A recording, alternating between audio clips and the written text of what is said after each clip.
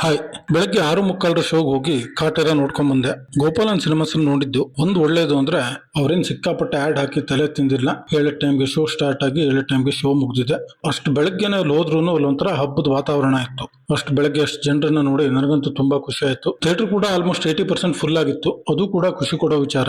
ಹೀಗೆ ಜನರನ್ನ ಥಿಯೇಟರ್ಗೆ ಕರೆಸೋ ಸ್ಟಾರ್ಗಳ ಪವರ್ ನೋಡಿದಾಗ ನನಗೆ ಯಾವತ್ತೂ ಖುಷಿ ಆಗುತ್ತೆ. ಇನ್ನು ಕಾಟೇರ ಮೂವಿ ಬಗ್ಗೆ ಹೇಳೋದಾದ್ರೆ ಇದು ಖಂಡಿತವಾಗಿ ಒಂದು ಒಳ್ಳೆಯ ಚಿತ್ರ ಅಂತ ಯಾವುದೇ ಡೌಟ್ ಇಲ್ಲದೆ ಹೇಳ್ಬಹುದು. 70ರ ದಶಕದ ಜನಜೀವನ, ಆ ಕಾಲದಲ್ಲಿದ್ದಂತ ಜಮೀನ್ದಾರಿಂದ ರೈತರಿಗಾಗ್ತಾ ಇದ್ದ ಅನ್ಯಾಯ, ಜಾತಿ ಪದ್ಧತಿ ಇತ್ಯಾದಿಗಳನ್ನ ಆಧಾರವಾಗಿಟ್ಕೊಂಡು ನಾವೆಲ್ಲ ಕೇಳಿರ್ತಕ್ಕಂಥ ಎಷ್ಟೋ ವಿಷಯಗಳ ಸುತ್ತನೇ ಒಂದು ಹಣದಿರತಕ್ಕಂಥ ಕಥೆ ಇದು. ಈ ಚಿತ್ರದ format formula based commercial entertainer ತರನೇ ಇದ್ರೂ ಕೂಡ ಸ್ಟೀರಿಯೋ ಟೈಪ್ ಅನ್ನ ಬ್ರೇಕ್ ಮಾಡೋ ಪ್ರಯತ್ನ ಸ್ಪಷ್ಟವಾಗಿ ಕಾಣಿಸುತ್ತೆ. ಎಸ್ಪೆಷಲಿ ಹಾಡುಗಳ ಪ್ಲೇಸ್ಮೆಂಟ್ ಅಲ್ಲಿ ಹೀರೋಗೆ ಇಂಟ್ರೊಡಕ್ಷನ್ ಸಾಂಗ್ ಇಲ್ಲ, ಇಂಟ್ರೋ ಫೈಟ್ ಇಲ್ಲ, ಕ್ಲೈಮ್ಯಾಕ್ಸ್ ಅನ್ನ ಹ್ಯಾಂಡಲ್ ಮಾಡಿರೋ ರೀತಿ ಮುಂತಾದ ವಿಷಯಗಳಲ್ಲಿ ಇದು ನಮ್ ಗಮನಕ್ಕೆ ಬರುತ್ತೆ. ಕತೆಗೆ ಮತ್ತು ಬರವಣಿಗೆಗೆ ಇಲ್ಲಿ ಪ್ರಾಮುಖ್ಯತೆ ಕೊಟ್ಟಿರೋದು ಕೂಡ ಕಾಣಿಸುತ್ತೆ. ಎಸ್ಪೆಷಲಿ ಫಸ್ಟ್ ಹಾಫ್ ಅಂತೂ ತುಂಬಾ ಚೆನ್ನಾಗಿದೆ. ತುಂಬಾ ಸ್ಮೂತ್ ಆಗಿ ಹೋಗುತ್ತೆ. ಕತೆ ಎಷ್ಟು ಚೆನ್ನಾಗಿ ಫ್ಲೋ ಆಗುತ್ತೆ, ನ್ಯಾಚುರಲ್ ಆಗಿ ಫ್ಲೋ ಆಗುತ್ತೆ.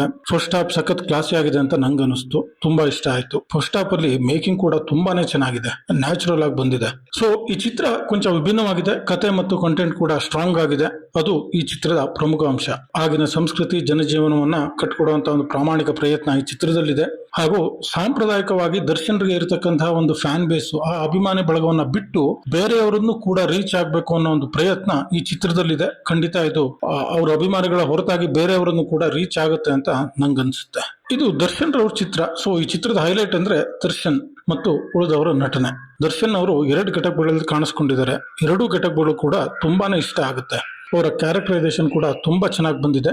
ಅಭಿನಯಕ್ಕೆ ಸ್ಕೋಪ್ ಇದೆ. ಅದನ್ನ ದರ್ಶನ್ ರವರು ಕೂಡ ಸರಿಯಾಗಿನೇ ಯುಟಿಲೈಸ್ ಮಾಡ್ಕೊಂಡಿದ್ದಾರೆ. ನನಗೆ ಈ ದರ್ಶನ್ ರವರು ಮೊದಲು ಮಾಡಿದಂತ ಮೆಜೆಸ್ಟಿಕ್, ಕರಿಯ, ಲಾಲಿ ಹಾಡು, ನಮ್ಮ ಪ್ರೀತಿಯ ರಾಮು ಇಂಥ ಮೂವಿಗಳು ನೋಡಿದಾಗ ಅವರು ನಟನೆಯನ್ನು ಎಷ್ಟು ಒಳ್ಳೆ ನಟ ಇವರು ಅನ್ನೋ ಕಾರಣಕ್ಕೆ ಅವ್ರ ಅಭಿಮಾನಿ ಆಗಿದ್ದೆ. ಆದ್ರೆ ನಂತರದ ದಿನಗಳಲ್ಲಿ ಅವ್ರನ್ನ ಒಂಥರ ಸ್ಟೀರಿಯೋ ಟೈಪ್ ಮಾಡಿ ಒಂದೇ ತರ ರೋಲ್ ಕೊಟ್ಟು ಅದಾದ್ಮೇಲೆ ಅವ್ರದ್ದು ಬಂದಿರೋದು ಒಂದು 4-6 ಮೂವಿಗಳು, ದಾಸ, ಶಾಸ್ತ್ರಿ, ಆ ತರದ್ದು ಸುಮಾರು ಮೂವಿಗಳು ಬಂತು. ಸುಂಟ್ರಗಾಳಿ, ಕಲಾಸಿಪಾಳ್ಯ ಅಂತ ಅಲ್ಲೆಲ್ಲ ಒಂದೇ ತರದ ರೋಲ್ ಇರ್ತಾ ಇತ್ತು. ಆಕ್ಚುಲಿ ಅದನ್ನ ನೋಡಿದಾಗ ನಮ್ಮ ನಿರ್ದೇಶಕರು ಯಾಕೆ ಇವ್ರನ್ನ ಸರಿಯಾಗಿ ಬಳಸ್ಕೊಳ್ಳಲ್ಲಪ್ಪ ಅಂತ ಬೇಜಾರಾಗಿತ್ತು. ಬಟ್ ಅವೆಲ್ಲನೂ ಆ ಕಾಲಕ್ಕೆ ತುಂಬಾ ದೊಡ್ಡ ಹಿಟ್ ಆಗಿತ್ತು. ದರ್ಶನ್ ಅವ್ರ ಕೆಪಾಸಿಟಿಗೆ ತಕ್ಕಾಗೆ ಅವ್ರನ್ನ ಯಾವುದೇ ನಿರ್ದೇಶಕರು ಬಳಸ್ಕೋತಾ ಇಲ್ಲ, ಅವ್ರನ್ನ ಒಂದೇ ತರದ ರೋಲ್ಗೆ ಯೂಸ್ ಮಾಡ್ಕೋತಾ ಇದಾರೆ ಅಂತ ಅನ್ನುವಂತ ಒಂದು ಫೀಲ್ ಕೊಡ್ತಾ ಇತ್ತು, ಬೇಜಾರಾಗ್ತಾ ಇತ್ತು. ಆ ಬೇಜಾರು ಇಲ್ಲಿ ಖಂಡಿತವಾಗಿ ಸ್ವಲ್ಪ ಕಡಿಮೆ ಆಗಿದೆ. ಫಸ್ಟ್ ಹಾಫ್ ನಲ್ಲಿ ಬರೋ ಒಂದು ಆಕ್ಷನ್ ಸೀಕ್ವೆನ್ಸ್ ಅಂತೂ ತುಂಬಾ ಅದ್ಭುತವಾಗಿ ಬಂದಿದೆ. ಸಖತ್ ಖುಷಿ ಕೊಡುತ್ತೆ, ಕೂರ್ಚಿ ತುದಿ ಕೂರಾಗಿ ಮಾಡುತ್ತೆ. ದರ್ಶನ್ ಅವ್ರ ಎಂಟ್ರಿ ಕೂಡ ಒಳ್ಳೆ ಫೀಲ್ ಕೊಡುತ್ತೆ. ಗೂಸ್ ಬಂಪ್ಸ್ ಮೂಮೆಂಟ್ಸ್ ಅಂತಾನೆ ಹೇಳ್ಬಹುದು. ದರ್ಶನ್ ಹೊರತಾಗಿ ಆರಾಧನಾ ಅವರು ನಾಯಕಿ ಪಾತ್ರದಲ್ಲಿದ್ದಾರೆ. ಮಾಲಾಶ್ರೀ ಅವರ ಮಗಳು. ಇದು ಅವರ ಫಸ್ಟ್ ಮೂವಿ. ಆದ್ರೆ ಅವ್ರು ನೋಡಿದ್ರೆ ಫಸ್ಟ್ ಮೂವಿ ಅಂತ ಅನ್ಸಲ್ಲ.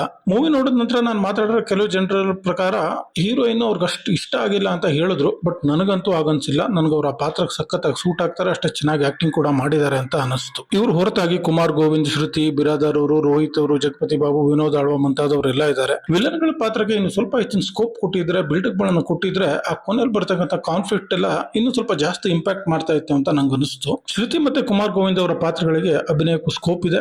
ಎಲ್ಲರೂ ಕೂಡ ಅವ್ರವ್ರ ಪಾತ್ರವನ್ನ ತುಂಬಾ ಚೆನ್ನಾಗಿನೇ ಮಾಡಿದ್ದಾರೆ. ನಾಯಕಿಯ ಪಾತ್ರಕ್ಕೆ ಬೇರೆಯವರು ಡಬ್ ಮಾಡಿದಾರೋ ಏನೋ ಗೊತ್ತಿಲ್ಲ. ಮೊದಲು 1-2 ಸೀನ್ಗಳಲ್ಲಿ ಅಲ್ಲೇನೋ ಸರಿಯಾಗಿ ಸಿಂಕ್ ಆಗ್ತಿಲ್ಲ ಅನ್ನೋ ಫೀಲ್ ಬಂತು. ಬಟ್ ಆಮೇಲೆ ಅದು ಕೂಡ ಅಷ್ಟಾಗಿ ಗಮನಕ್ಕೆ ಬರಲಿಲ್ಲ. ಪಂಚ್ಗಳನ್ನೇ ಗಮನದಲ್ಲಿಟ್ಕೊಂಡು ಬರೆದಿರುವಂತಹ ಸಂಭಾಷಣೆ ತುಂಬಾ ಜನರಿಗೆ ಇಷ್ಟ ಆಗ್ಬಹುದು. ಅದು ಕೂಡ ಈ ಚಿತ್ರದ ಹೈಲೈಟ್ ಅಂತ ಹೇಳ್ಬಹುದು. ಸಿನಿಮಾಟೋಗ್ರಫಿ ಚೆನ್ನಾಗಿನೇ ಇದೆ. 70ರ ದಶಕವನ್ನ ಕಟ್ಕೊಡುತ್ತೆ.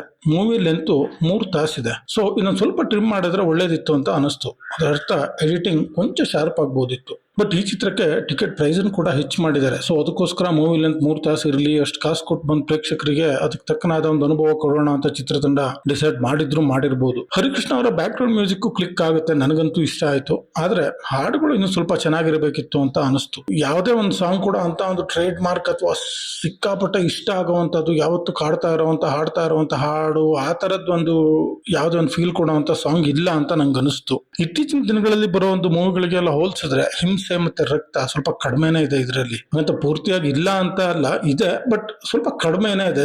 ತೀರಾ ಓವರ್ ಆಗಿ ಅನ್ನೋ ತರ ಎಲ್ಲ ಇಲ್ಲ. ಸೊ ಮನೆ ಮಂದಿ ಎಲ್ಲ ಕೂತು ಖಂಡಿತವಾಗೂ ನೋಡ್ಬೋದು ಈ ಚಿತ್ರನ. ಈ ಚಿತ್ರದಲ್ಲಿ ಅಂತ ಹೇಳೋವಂತ ನೆಗೆಟಿವ್ ಅಂಶ ಅಂತ ಏನಿಲ್ಲ. ಸೆಕೆಂಡ್ ಹಾಫ್ ಸ್ವಲ್ಪ ಹಳಿ ತಪ್ಪೋ ತರ ಫೀಲ್ ಆಗುತ್ತೆ. ಸ್ವಲ್ಪ ನಿಧಾನ ಆಯ್ತು ಅಂತ ಅನ್ಸುತ್ತೆ. ಸೆಕೆಂಡ್ ಹಾಫ್ ಅಲ್ಲೇ 2 ದೊಡ್ಡ ಆಕ್ಷನ್ ಸೀಕ್ವೆನ್ಸ್ ಬರುತ್ತೆ. ಮೊದಲನೇ ಫೈಟ್ ಅನ್ನ ಸ್ವಲ್ಪ ವಿಭಿನ್ನವಾಗಿ ಮಾಡೋಕೆ ಅಂತ ಪ್ರಯತ್ನಿಸಿದ್ದಾರೆ. ಅದು ಈ ಚಿತ್ರದ ಹಿನ್ನೆಲೆಯಲ್ಲಿ ನೋಡಿದಾಗ ಸ್ವಲ್ಪ ಓವರ್ ಡೂ ಮಾಡಿದ್ರ ಅಂತ ಅನ್ನೋ ತರ ಫೀಲ್ ಕೊಡ್ಬೋದು. ಬಟ್ ಅದು ಅಭಿಮಾನಿಗಳಿಗೆ ಖಂಡಿತವಾಗಿನೂ ಖುಷಿ ಕೊಟ್ಟೇ ಕೊಡುತ್ತೆ. ಒಟ್ಟಿನಲ್ಲಿ ಈ ಇತ್ತೀಚಿನ ದಿನಗಳಲ್ಲಿ ಬಂದಂತ ಬಹು ನಿರೀಕ್ಷಿತ ದೊಡ್ಡ ಕನ್ನಡದ ಚಿತ್ರ ಇದು. ಸೊ ನಿರೀಕ್ಷೆ ಮಟ್ಟವನ್ನ ಖಂಡಿತವಾಗೂ ತಲುಪುತ್ತೆ. ದರ್ಶನ್ರನ್ನ ಇಷ್ಟಪಡುವವರಂತೂ ಈ ಚಿತ್ರ ಮಿಸ್ ಮಾಡೋ ಚಾನ್ಸೇ ಇಲ್ಲ. ಹಾಗೇನೆ ನೀವು ದರ್ಶನ್ ಅವರಿಗೆ ಅಂತ ದೊಡ್ಡ ಫ್ಯಾನ್ ಅಲ್ಲ ಅಂತ ಅಂದ್ರೂ ಕೂಡ ಈ ಚಿತ್ರವನ್ನ ನೀವು ಖಂಡಿತವಾಗಿಯೂ ನೋಡಬಹುದು. ನಿಮ್ಗೆ ಯಾವುದೇ ನಿರಾಸೆ ಅಂತೂ ಆಗಲ್ಲ. ಧನ್ಯವಾದಗಳು.